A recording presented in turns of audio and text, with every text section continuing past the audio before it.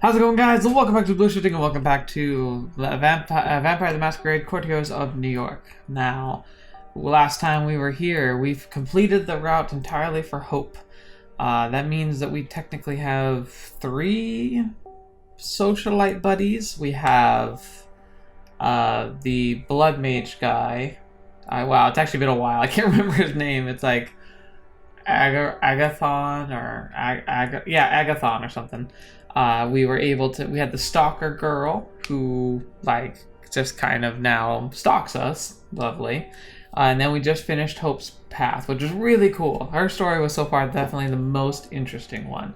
I really liked the blood magic stuff. As far as lore goes, I really like that. But I think Hope as a character so far is my favorite one. But yeah, so we're going to go rest. I have no idea how much longer we have, except for I am expecting that tomorrow we're probably going to continue the main quest, which is us trying to help Sophie make a meeting with the Anarch. So I'm guessing we're going to be jumped right into that, unless we're going to have another day. But it's been every other day or so, and so I think it's about time for us to have that again. And then I have to choose whether I want to try and complete Frank or Benoit first, because I think they're both on part 3s, which so far the pattern's been three strikes and then they're done. So I'll have to choose between those 2 at the end, and maybe I'll start one of these if I have enough time, but I don't know how much time I have left, so let's rest. Yep. Piece of paper sticking out of your mailbox. It's a computer printout, a note with a screenshot from Google Maps, and it reads, "Meet me at the indicated spot tomorrow at 10 p.m. I'll pick you up and we'll take it from there." No signature. The place is marked on the map in the lookout point near Pier 1, just next to the Brooklyn Bridge. If this is Mia, I'm a little concerned she knows where our haven is, because it probably wouldn't be too difficult to associate us with Sophie. Also, I had some not great choices last time. I need to get some blood, so not doing good in that department. That is my eternal struggle in this game, literally. You check the phone that Mia passed on to you. No new messages, no missed calls. It's a bit fishy, but there's only one way to find out who addressed this to you. Looks like tomorrow evening has been planned out for you. Lovely, lovely. You go downstairs as soon as you wake up. One more glance at the phone. No news from Mia. You take the car down to Brooklyn, park on Front Street, and approach the meeting spot cautiously. Ooh, that lightning was actually really cool. A figure about Mia's size is standing there, dressed in an oversized jacket, looking out towards Manhattan. As you approach, you can hear her muttering something. "It's true, but I do not think it true. If I do not think it true, then it cannot be true, and if it cannot be true, then..." Is that you, Mia? Hey, Mia, is that you? The woman turns around. It's not Mia. Whoever it is, you've never seen her before. She looks perfectly plain and unmemorable. "It is not her. It is you. You are me, and I am you. And we are her, and we are here." That sounds weird. You turn around. 3 men, all of them burly and threatening, approach you. One of them takes the lead. You got the message. I did. What now? Now you come with us. The boss wants to meet you. Torque? Oh, you mean Torque? What? You gotta be crap. Torque ain't the boss of Jack. I meant Boss Callihan, you dummy. I suggest you get a move on. We got places to be. Not good. Torque's the one that's trying to kind of undercut Callihan, so now we're gonna go see Callihan, the pseudo-prince. The voice of the woman keeps creeping into your consciousness, the litany of gibberish ever persistent throughout the entire conversation. The man cracks his knuckles. Or, we can do it the hard way.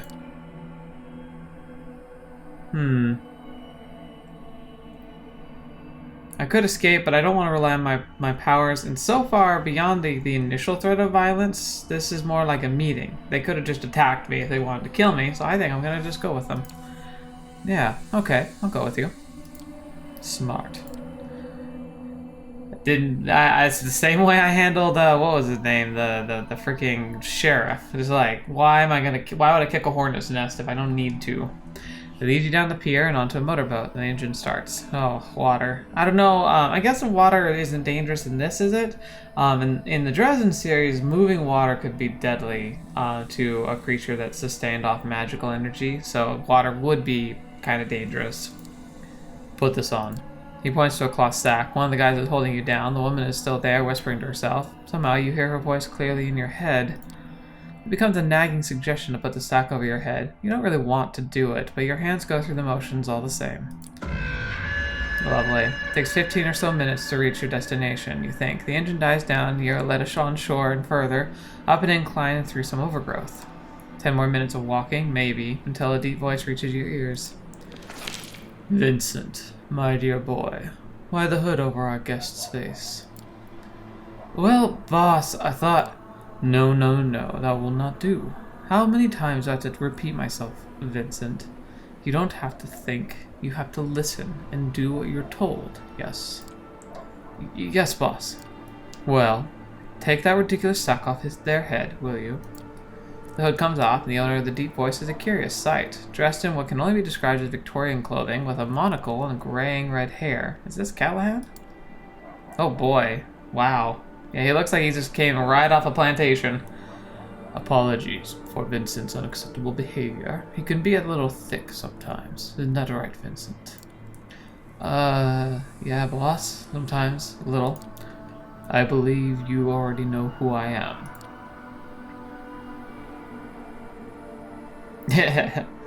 You're Boss Callihan. Right you are. And I'm guessing you know my role in this city. I represent the Anarch movement, while you... I'm not quite sure what you represent. I have invited you here to find out. Now, let me make myself perfectly clear.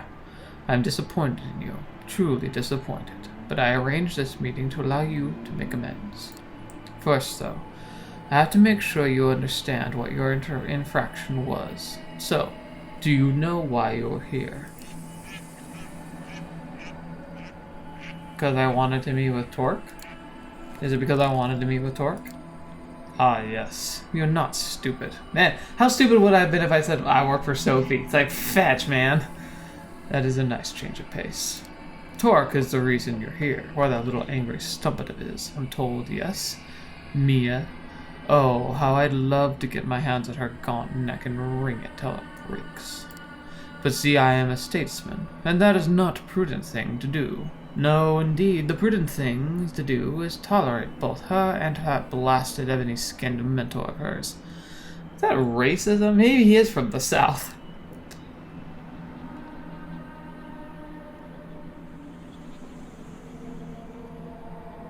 Fetch, okay, yeah. Yeah, I think he's Southern. I better give him a Southern drawl based on what he says there. It's odd that, to be fair, this isn't me. This is the game, okay? And it's supposed to paint him as a not-so-fun character. You folk call yourself Afro-American, correct? Bah. Back in my day, we knew what being American meant, and it sure as heck didn't mean being black.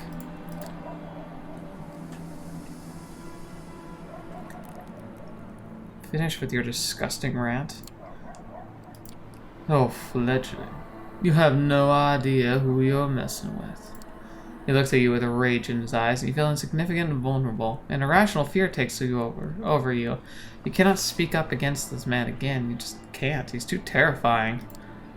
Now that I have your full attention, I will request something from you, and you will obey me to the letter. But that comes later. First, you will answer a few questions, the first of which is, who pointed you to Mia? Nobody. It was my idea. Oh, really? And that was your intention? And what was your intention behind the meeting? I needed Mia's help. Well...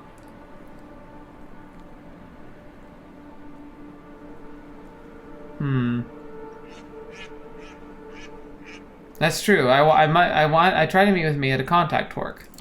I wanted to contact Torque. I had to go through Mia. Ah, yes, the so-called veteran loves to use the petite girls to hide behind, I hear. That would check out. What did you end up discussing?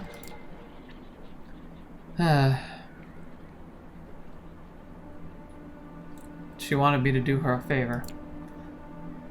To grill a guy named Bruce about his master's name.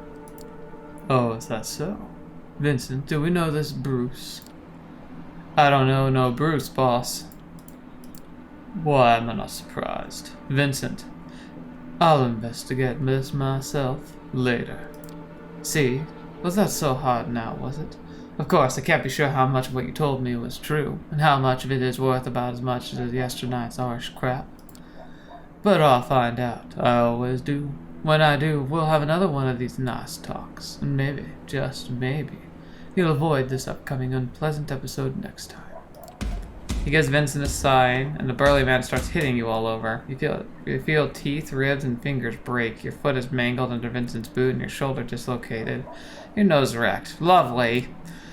Not enough, Vincent. Leave them be. He snaps his fingers in front of your face a few times and checks if you can focus on his face. You can, but barely. I am a man of principle. Another night, I would perhaps put you in a casket, dip it in concrete, and dump it in the Hudson. A favorite of mine during the Roaring Twenties, and it's been a while. But like I mentioned before, I'm nothing but prudent, and so the interests of the city's kindred must come before my own needs and wants. I will therefore let you continue your existence. Here's what I require in return for this boon. You are forbidden to meet with Torque. I will keep an eye on you, on him. If you want a place with the Anarchs, you go through me and only me. Got it? You have to understand what I made my associates do to you tonight was just business. We can still work out a mutually beneficial relationship. In fact, it's either that or your final death. Time to go. Vincent, take the boat back. Leave the fledgling here. I think they have a lot to think about. Sure thing, boss. Pleasure making your acquaintance. Callihan walks away, as do Vince and his band of thugs. You lie on the ground for a while longer, feeling the blood slowly putting your body back together, your hunger growing. You can hear the beast calling for sustenance, for safety. Yeah, this could have pushed me. I might have been a little too weak for this. For revenge. A distant but pronounced third desire. It's not until you mend yourself enough to appear more as a mugging victim than an impossibly mangled walking cadaver than you hail a passing taxi and head back to your haven. You give the driver your address and pass out. The darkness greets you. Some time passes, you think. You feel somebody shaking you. You open your eyes. It's the driver.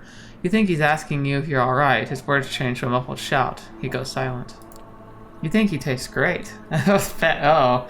As great as a tired, caffeine-pumped taxi driver or the high cholesterol can taste. Warm blood pours down your throat and flows into your limbs, mending them. He's growing cold, but you still do not have control. You are still observing, not acting. Your body's not yours. The beast is in charge.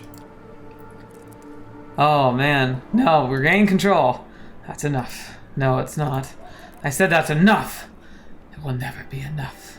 Enough! You break away from the man. He's dazed but conscious. He groggily says something about feeling tired. You leave the money on the driver's seat and let him rest in the back. The four familiar walls of your haven are a blessing. The beast inside you keeps nagging, but you have reined it in tonight. Not a small feat, given your state. You're still weak. You're still not quite mended. You need to rest. Tomorrow you'll have to feed again. Tomorrow you'll have to consider your next move. Callihan's not the kind of man who quits, but tonight you rest. Lovely. Well, that didn't go so well.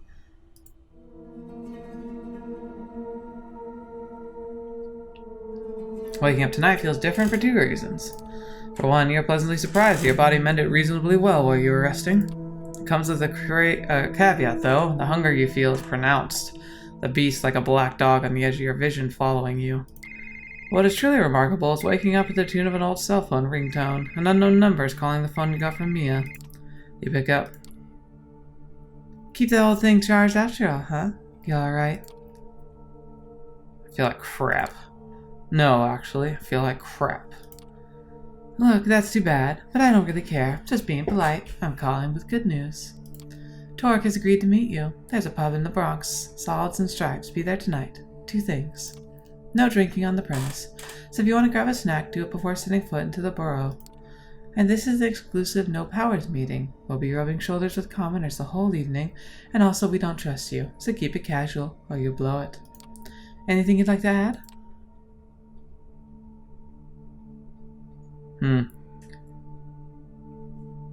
We should expect company. We should expect company. I met Callihan yesterday. He kicked my butt and forbade me from meeting Torque. Said he'd keep an eye out to make sure I'd comply. Silence on the line. F. More silence. I can't promise you any protection on your way there or back, but at the pub you'll be in Torque's domain. For all his posturing, Callihan doesn't have the balls to strike Torque directly. We'll post additional lookouts on watch. That's the best I can do. If Callihan got under your skin, I get it. I was in the spot once or twice, too. All I've got to say is, the risk is worth it. If you don't show tonight, I won't blame you, but it's a one-time offer only. You gotta hedge your bets. Just don't do anything stupid. You meet with us tonight. It better be in good faith. She ends the call. First things first, you take the subway to York State Station, walk the front street, retrieve your car, and weigh your options while driving back to your haven. I'm guessing that's where the tail is. It's an easy place to pick me up.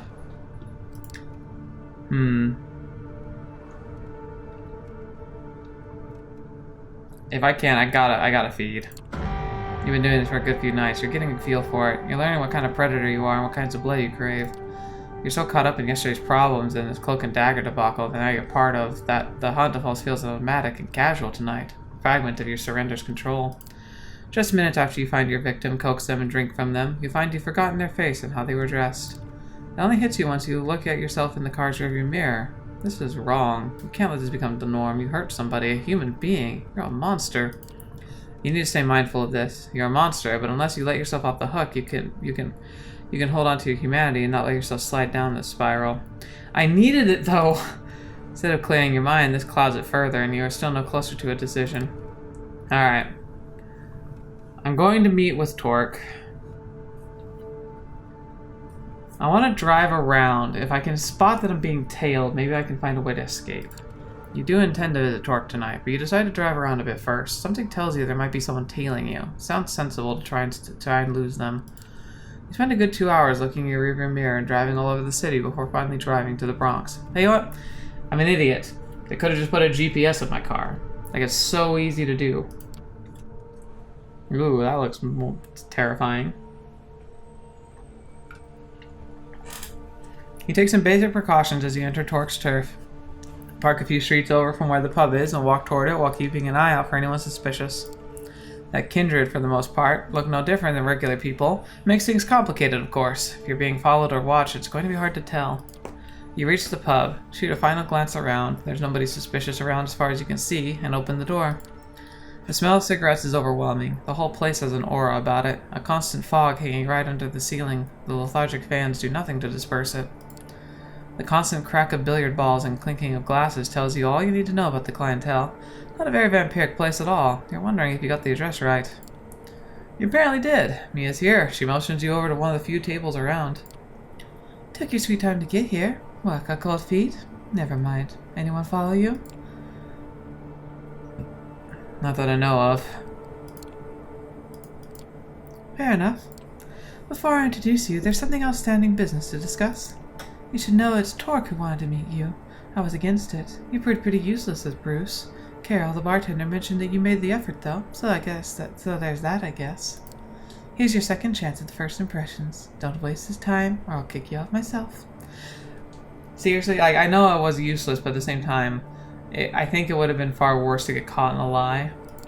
You walk toward the tables. The guy in the coat and hat leans over to take his shot.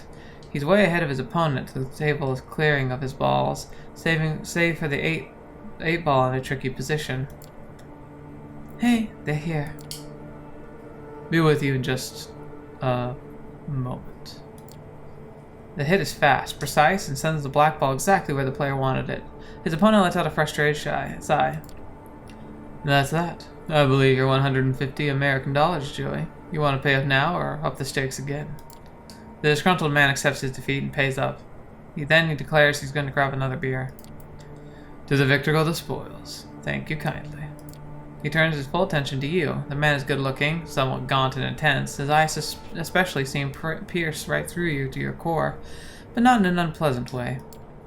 Name's Torque. I believe you're protag, Sophie Langley's new plaything. Is that right?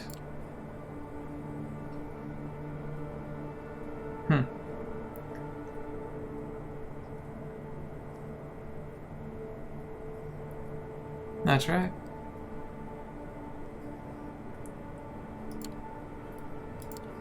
Yeah, Mia told me as much. Forgive me being real with you right off the bat, but I'd like to know who it is I'm dealing with. So here's something that I've been scratching my head about. If you're with Langley, and Langley's Cam through and through, I'm told, what is it you've come to accomplish here tonight? Sophie wants to meet with you. Sophie Langley wants to meet with you. Don't ask why, she didn't tell me. She just said it has something to do with gathering allies against Boss Callihan. I'm here to arrange the meeting. The F? I knew nothing about this, T. They lied to me. Mia's furious. She looked over at the pool cues and at you as if she was figuring out the best combination for the two. It's fine. I appreciate the honesty, even if you weren't straight with my second in command. That I don't appreciate. Well, well, well. Ain't that an interesting proposition? You can't be seriously thinking about this meeting with Langley? She's hardline Cam. It's a trap. It must be. It just might be. It just might. He looks at you, pierces you with his unnaturally keen eyes. He's about to say something when the door opens at the back of the room. Hey, Torque, got a guest. They're in the back. Me, won't you be a dear and keep our new friend company? I'll see what the commotion is. Sure thing. Torque tips his hat to you and walks to the back, joining the man who called for him. Mia glowers at you, this time weighing one of the peel cues in her hand. She looks like she has half a mind to chuck it at your face. You gotta be quite happy with yourself, bluffing your way in here. It's not just Sophie I'm here for. It may have started as a task from Sophie, but I'm glad I could meet you and Torque. Don't hold it against me. No, I'm totally gonna hold it against you, and for a while. You made me look like a chump in front of Torque. Here I was, beginning to think you might be a good addition to our little family. There's a whole lot of trust you'll have to regain before that happens now. Torque appears from the door in the back and calls across the room. Yo, Mia, can I grab you for a sec? Protect, get over here too. You go to the back room. It's basically a storage area with a single wooden desk. It's pretty cramped, especially considering there are 5 other people in there with you. I have a feeling that things are about to get a little hectic. Torque ushers you in and closes the door behind you and Mia. 2 burly dudes are holding somebody down. A familiar voice reaches your ears. Mother effer, you're gonna pay for this. You hear me? Boss is gonna F you up so bad I have no idea. Have you had the doubtful pleasure of meeting Mr. Cerruti before, Protag? Yeah, we met yesterday. You're busted. You're so effed, you don't even know it. You stupid piece of crap. I should have entered you yesterday. The boss told you to stay away. You should have listened. That's a story and a half, ain't it, Vince? Calm down now and tell me how many of your guys are still out there on my turf, Go F yourself. You're done. The boss will know this stupid piece of crap fledgling came here. He knows they're with Langley. You know what that means, Torque. No, I don't. What does it mean, Vince? Now the boss can wipe you out. He'll just say you're sucking Langley's D's. Jeez, the language. And all those buddies of yours? Gone. There, you're done, Torque.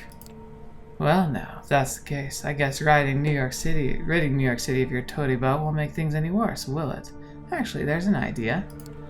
Vince mentioned that he'd beat you up yesterday. Did I hear that right, Protag? You want to repay the favor? It's your turf. You deal with him. It's your turf, Torque. I think you should deal with him. That's a fair point of view. He takes an old Pyoku and breaks it over his knee. Hold him down, boys. Don't you do it, Torque. Don't! Torque takes a sharp piece of wood and jams into Vince's chest. His features glow slack, his entire body inert. He doesn't even give out a yelp. Take him downstairs. Let's keep Callihan guessing about what happened to his favorite puppy. I'll figure out what to do with that guzzler later. The other 2 anarchs who held Vince down before take him out of the room. As entertaining as that was, I think Vince, in his unmatched wisdom, shared more than Callihan would have hoped for. This changes things. Ever hear about Operation Lights Out, Protag? It was the Second Inquisition's efforts here in New York City. A single night of raids in a magnitude never seen before or since. The Ivory Tower got away with just a few losses here or there. No major players were hit. They managed to find safe spots and stay out of the eye of the crap storm. Us, though, we got hit hard. All over town, havens were rooted out, entire courtiers and safe houses gone. Just like that. Nobody saw it coming. I barely got out in one piece. Mia looks at him with concern and puts her hand on his arm. He shrugs it off, gently but surely. Others, like Masquerade Barb, or Mia's sire, extinguished. But you know who got out without a scratch? Callihan. We've thought about it for the past 2 years. How is it that Big B managed to excuse himself from the Staten Island Museum where we used to meet, just before vans full of guys in body armor show up? How is it that my baby's burning up after being shot with incendiary rounds? I also see Doug Callihan running with his tail between his legs, pushing fledglings like you in the path of the SI. We think that he knew what was coming and set it up. Not just us. Some of our brothers and sisters had some of the lowest profiles in the city's lit population. The moral of the story? Callahan's opportunistic. And if you even his thickest followers suggest he's going to sell me out, then that's what he's going to do, as sure as the sun rises. He pauses for a moment, and you see him reach a decision. You said something about Langley having an offer for me. It might be your fault. It might be your fault in part that I'm at this juncture. But now is going to be a good time as any to listen to what she has to say. I don't think that's wise, T. Well, what would you have me do then? You said it yourself. It's all this fledgling's fault. They brought this on us. So let's use them as bargaining chip. Callahan wants them. Langley needs them. They're valuable.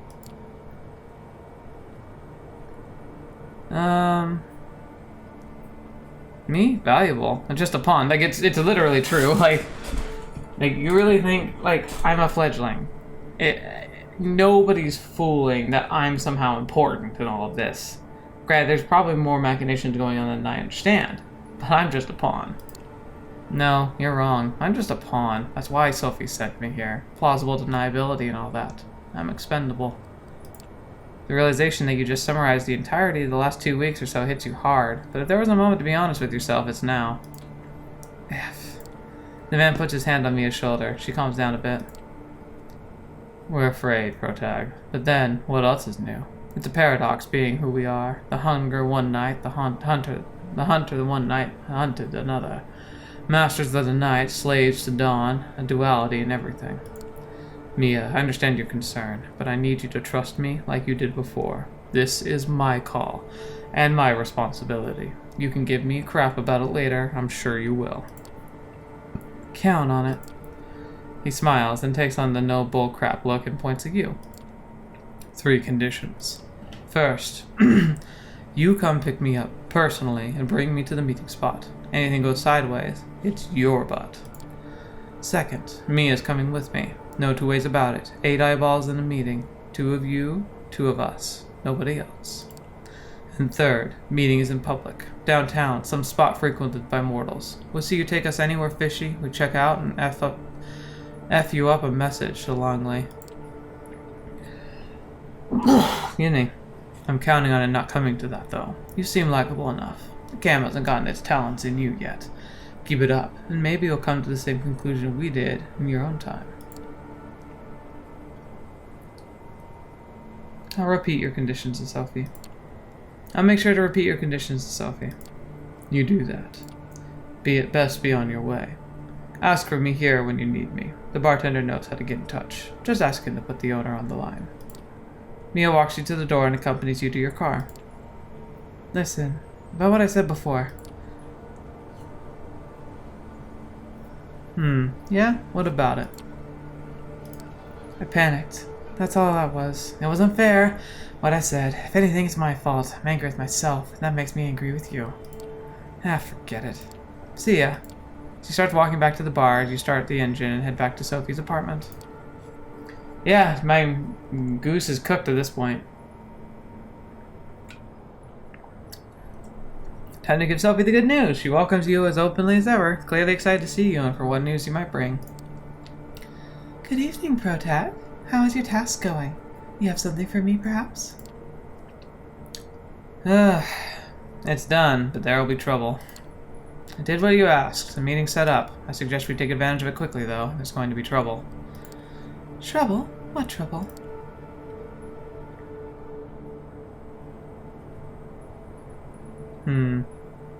That's obvious. Torque obviously doesn't trust her. Callihan forbade me from meeting Torque. Or Callahan's goons threatened Torque.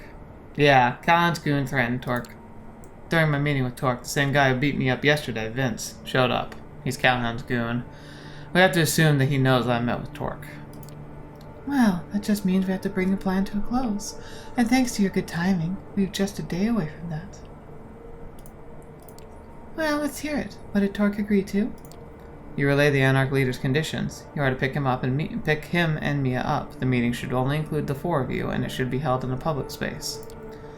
Those are all fair enough, although I do worry about that Mia character. Tell me, do you think she's trustworthy?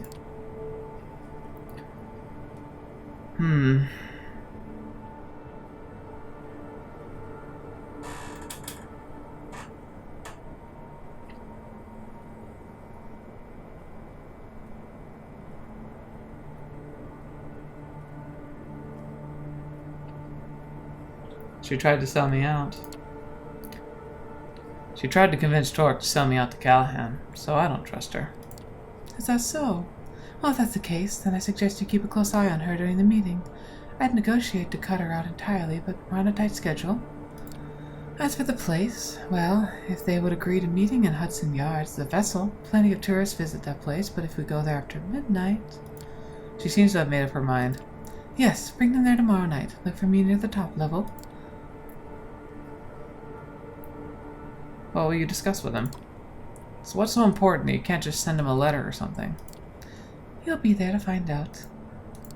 Pick them up at midnight, then drive them back to Midtown. That's the plan. I'll be waiting as long as it takes, within reason.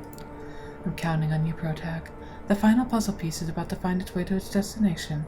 After that, we will all get our just reward. You, me, the Camarilla, even the Anarchs. That does not imply health and safety for me. I could kiss you. Yeah, I'm dead. I am officially dead. Yes, you'd like that. You desire it. She must have caught you caught it in your expression. She smiles. A figure of speech, darling. Or at least it is tonight. But a few nights from now? Who knows? I am growing fond of you, and success whets my appetite for these kinds of things. We're so dead. We are absolutely dead. The sexual tension in the room becomes unbearable until it suddenly disappears. Was this another one of Sophie's tricks, or an actual spark of arousal in both of your undead bodies?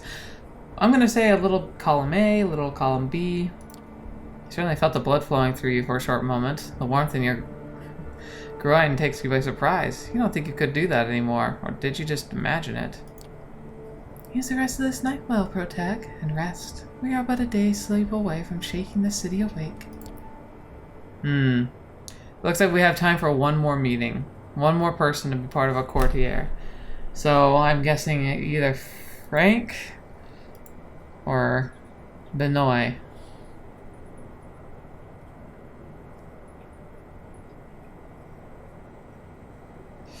I like Frank more. But if I'm honest, I've had to pick between the two of them. I think Benoit might have more to offer if I think about it. Like, Hope could easily probably track people down if I need them to. Frank would probably have some good contacts, but let's see what let's see if we can wrap up this Benoit story real quick. Approaching the cathedral on your street makes you nervous. You've been here twice, and twice something bad has happened, or almost happened. In both cases, you ran away. Benoit suggested a time to stop running and experience faith head-on.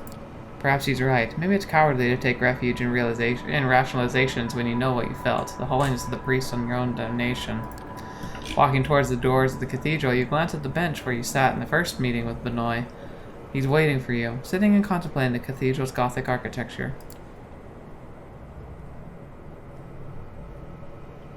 I wasn't sure I'd come. I wasn't certain I even wanted to talk to you after last time. I understand. I'm happy you chose to come. Benoit looks different than before, intense, certain. You've had some time to think about what we spoke of before? I want to learn more about Cain. About where we all came from.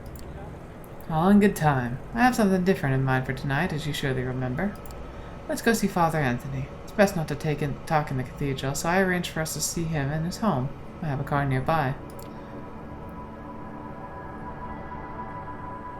It's better be on the level. Well, also a good idea. But I have a feeling we might have some unexpected guests. It's a good idea. The cathedral's become too exposed. That's what I thought. Some things are best done with privacy. You follow Benoit as he walks down the street until you come to his car, a surprisingly pedestrian family sedan. The essence of the masquerade is inconspicuousness. Nobody expects a vampire to drive a car like this. Benoit drives toward Queens. During the moments you feel most anonymous, just another speck in the dust of the vast machine where every action influences the city, the whole in tiny ways. The one thing you've learned about the Kindred is that they are not lacking in self-regard. The prince of the Camarilla city is still said to rule the domain, yet how much do they really affect mortal affairs? If you ask a vampire, they'll say a lot. Perhaps that's what made Benoit turn inward, the futility of finding meaning in a secret predatory existence. Benoit stops in front of a red brick row house. A little run down, but probably not cheap. Benoit notices your interest. Father Anthony comes from an old New York family. He inherited the house. When I first met him, I was suspicious, so I checked up on him. Despite the way he keeps putting you in dangerous situations, kindred paranoia seems to come naturally to Benoit. Perhaps that's something you can learn from him. He knows we're vampires, right? Yes, he knows. He doesn't know everything I've told you about Cain and the First City and so on, but he knows we're no longer human. You follow Benoit to the stairs, looking around for any signs of an ambush. As you get to the door, the first signs of trepidation hit you. The discomfort, the pain that'll follow once you're inside. Feels like a physical thing, a burning sensation in your skin, in your blood. You look to see how Benoit is taking it. He's smiling, his eyes closed for a second before knocking on the door. Almost as if he's enjoying the sensation. The door opens and you see Father Anthony's kindly face. Your body feels as if it's in a vice. You haven't really been bothered or hot or cold since you were embraced, but now it feels like the surface of your skin is overwhelmed with sensation. The fear and terror are paralyzing. Yes. You barely hear Benoit's whisper. Come in, you two. I might not know much, but I know enough not to do this on the porch. You force yourself to follow Father Anthony into the apartment. Despite your splitting headache and rising panic, it's hard to take in your surroundings. Everything seems to vibrate, seeking to engulf you. Framed portraits on the mantelpiece, across on the wall, living room full of lots of books, many of them old. I'm not sure I can offer you anything. You don't drink tea, I suppose? No, we don't.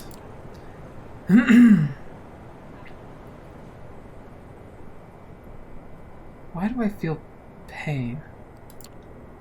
If this is holiness, why does it feel like pain? Oh, my child, I understand that. Thanks to your condition, you're under unusual stress. Please, Father, you know this is difficult for us. You'll forgive me if I don't waste time. Father Anthony looks pained, but whether because of the rudeness or out of sympathy for your condition, you can't tell. He motions for you to sit down, but you and Benoit are both too agitated to do so. You feel trapped, like a moth being smeared against a burning light bulb. It's hard to look at Father Anthony, but you can't look at anything else either. Benoit is starting to look increasingly unhinged. His eyes look as if he's seeing into some divine beyond, just outside the grasp of your senses. Now's the time, my friend. You have to decide if you're ready for salvation. Prove your faith by embracing the Father and let his radiance envelop you. Wait, whoa.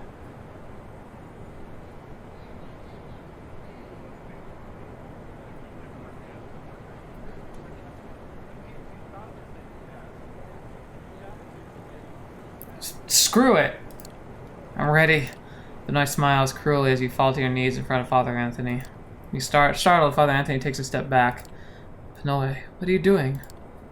Father, it's time to be redeemed. For both of us. Benoit falls to his knees next to you, lifting his face full embrace of the holy agony.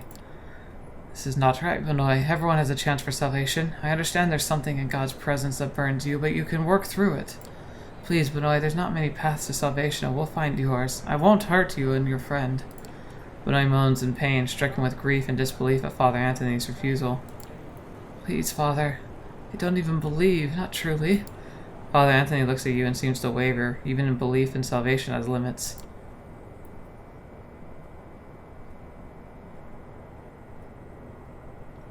This is very weird. I'm not sure where I expected this to go, but I didn't think it was gonna be here.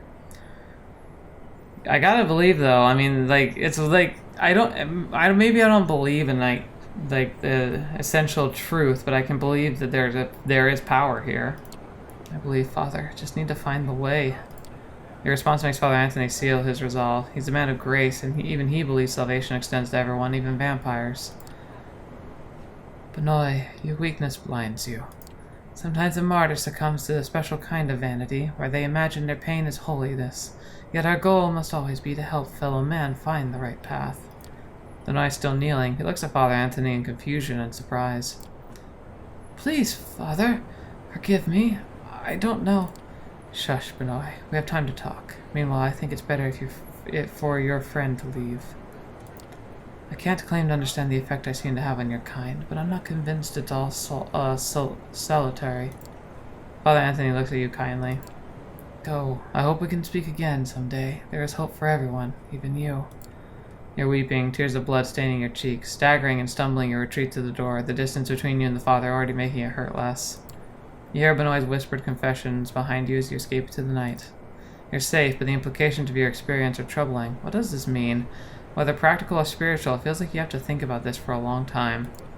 You're free to return to your haven. There's a distinct temptation to keep the events of the night to yourself, yet these events cannot be good for the Masquerade.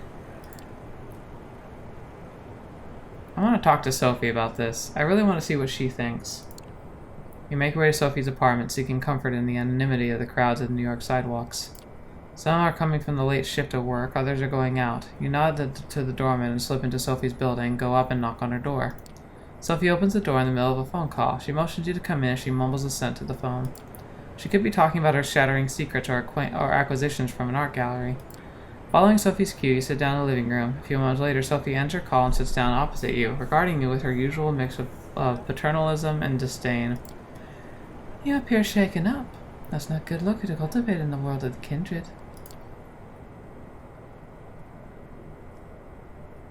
That bold must be punished. I want to talk to her about the Father. I want to see what she says. There's a priest who knows about our kind, Father Anthony. That's not very good now, is it? He's harmless. Anthony's not a real threat to us. He's just a harmless old man. Better just to keep tabs on him. You're being very charitable, but you're right. Violence is not always the answer. Sometimes you need a lighter hand. I'll tell Kadir about your priest and make sure we have an eye on him. You leave Sophie's apartment wondering whether you did the right thing. Probably not, but you know what? Something inside you says that Father Anthony will not betray your secrets. Time will tell whether you're right. Interesting. I have no idea what that was, or what it means, or anything. Jeez, that was weird. But it's something I kind of wanted to confront. Like, I was really on the fence between Frank and him, because like tomorrow evening is going to be apparently the kickoff, or at least the beginning of the kickoff. And I don't know if I'll have time for anybody else, but I do think that there is something to be around with that whole idea, and it does mean that like, he could be an interesting asset. Like if I ever need a place to hide, like just to hide where I don't think anyone would possibly find me, I could try and hide in his basement, because no kindred would want to come into that house voluntarily. But I don't know, we'll just see. Anyway, well, that was an odd note to end on, but I think that's what we're going to have to end it on. Thank you guys so much for being here today. Thank you so much for joining me on the channel. As always, it's a pleasure having you here, and I really do think we're starting to draw close to the close. Like it feels like this is the beginning of the finale. I don't know if it's all going to kind of crash down. I have a feeling, though, that before the true finale, we're going to get like our friends, our courtier, like involved somehow. So I think this is just the beginning of the end. So maybe I'll have a chance to snare Frank before it's all over. Or maybe wrap up the chain with Benoy before it's done. But we'll have to see. But anyway, what are your thoughts on this episode? Really interesting twist to see. And the whole idea of like holiness being a real force. Like I love the idea of that. Because it really brings up the question like is that a manifestation of like the reality of faith? Or is it simply a manifestation of the strength of someone's of honest convictions? Because I don't think it proves anything, and that's kind of the beauty of it. It's like like faith is obviously a force of strength amongst like people, but how far would that strength go in a world of magic? And then how can you like balance that with with while still being able to have faith, which is essentially believing in things that you can't see but can feel are true. That's like the definition of faith. It wouldn't be faith if you had proof. And some people might claim that that is proof, but I don't think so. I think there's more to it than that. Otherwise, like, it would be really easy to decide what religion was right? And I don't think that would make sense, especially not with the universe as I've seen it. So, anyway, we'll have to think about that. Anyway, thank you guys so much for being here today. Thanks so much for joining me on the channel. As always, it's a pleasure having you here. And until the next video watching me, after seeing me next, I'll see you there.